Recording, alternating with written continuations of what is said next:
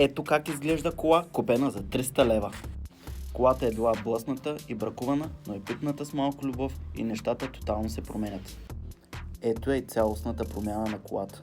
Сменени са страшно много неща: седалки, мокет, джанти, гуми, стопове, челно стъкло, ляв калник, абсолютно всичко по колата почти е сменено да се превърне в една цялостно реставрирана кола.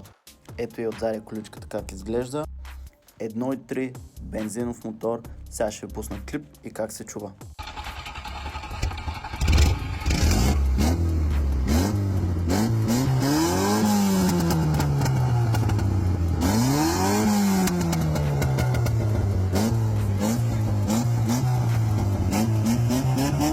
А в Автоспомен вземаш повече, плащаш по-малко.